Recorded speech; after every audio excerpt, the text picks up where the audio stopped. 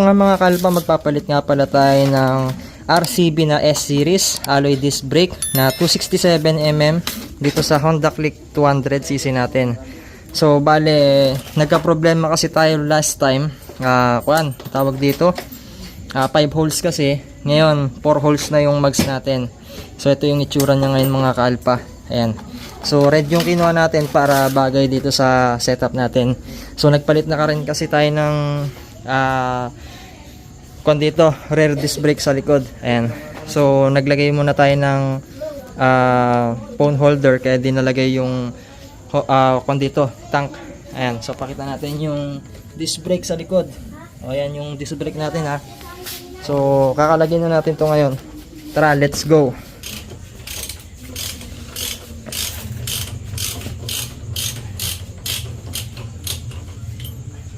Wait lang, tatanggalin pa tayo dyan.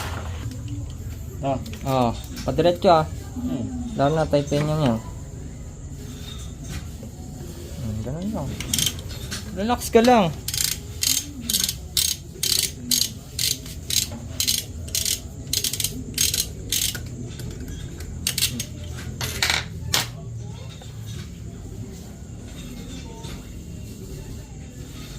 Ito ang pahirapan sa pagtanggal ng big disc. Dahil mo ng konti, Ken, pag nagbibideo ka, ganyan. Paano ka magiging videographer ay? Kaya to? Wait lang.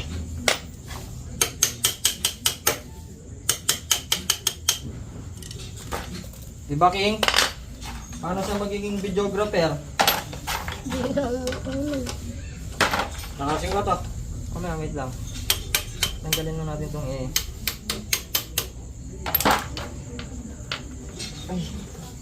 Okay, pukpukin mo. Baka masira yung bala. Okay, diretso. Dahan-dahan hawakan mo sa ilalim. Op.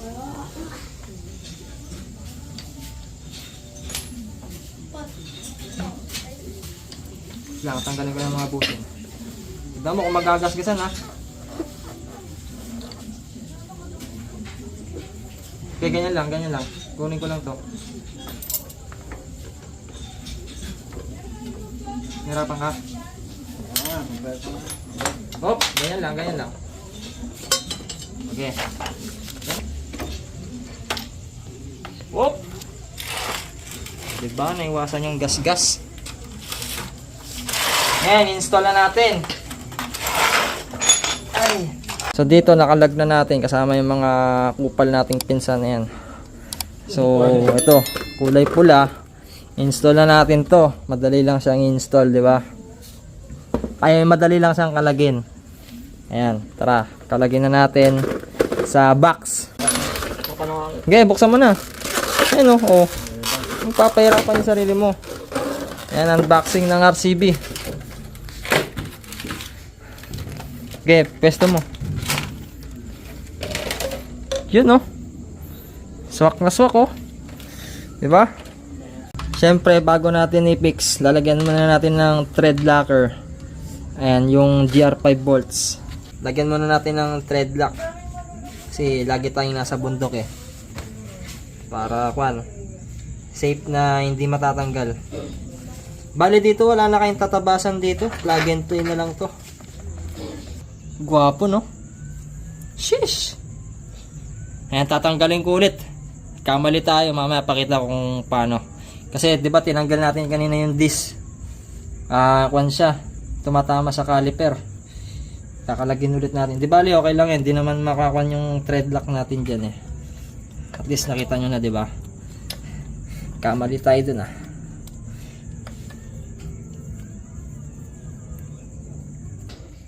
Wait lang.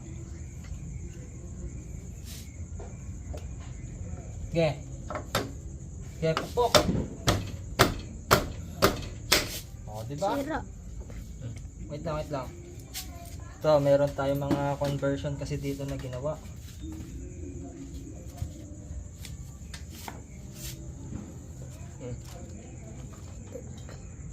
Diyan naman, tignan natin kung sasayat siya.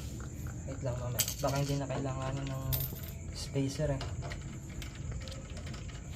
Ganyan tayo kamurit sa motor, no? Hindi ata nagpitan kayo.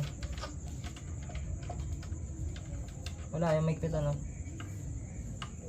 Tara. Ganyan ko nga dyan.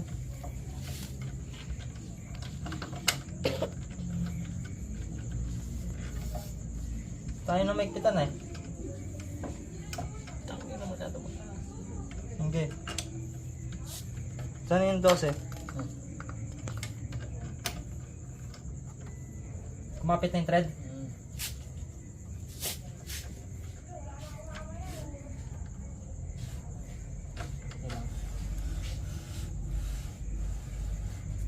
Bago pa kasi. Makapal eh. Makapal yung disc. Ayun na ginagasgas nyo. Okay, kita mo dyan. Ang isang GR5 ay. Ang isang GR5 yan. Tutulak mo ulit natin ito. Saan?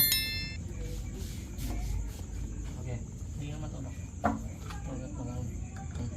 wait lang. Fix ko lang dito sa grid. Ano hindi mo matulak?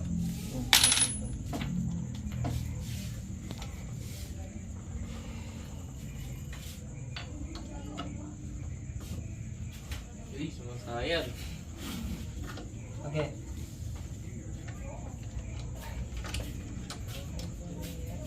Ano? Hindi pa rin sa'yo. Pwede na may ikaw dito kanina. Ayaw pa muna ito. Ito. Ah, ito. Abang ito. Abang ito.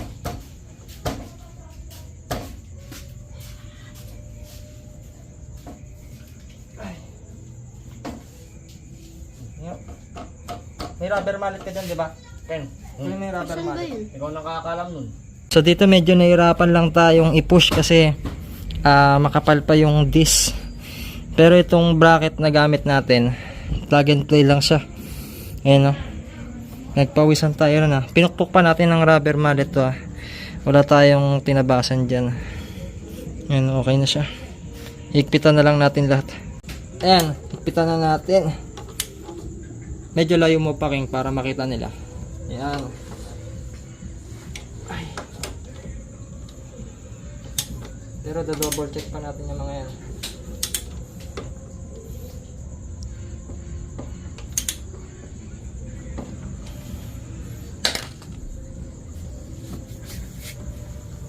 Hindi pa natin higpitan to. Baka mo.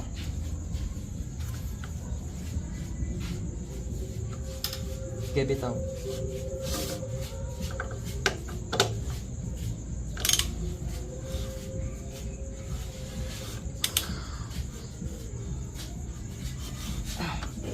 Okay, bitaw. Kapal pa yan, no? Tutunog-tunog pa to pagka pinandar ko. Cake pitam ay awa ka mo, King. Okay, bitaw.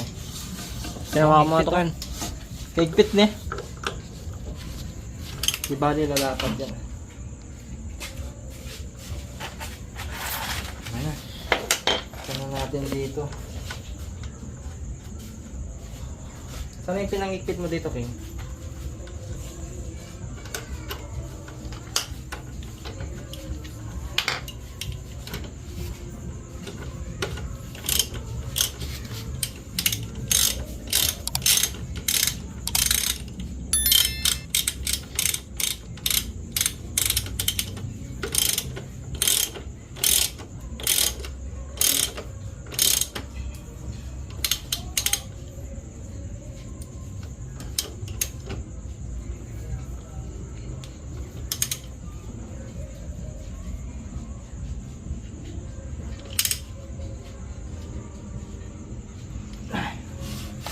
Okay na.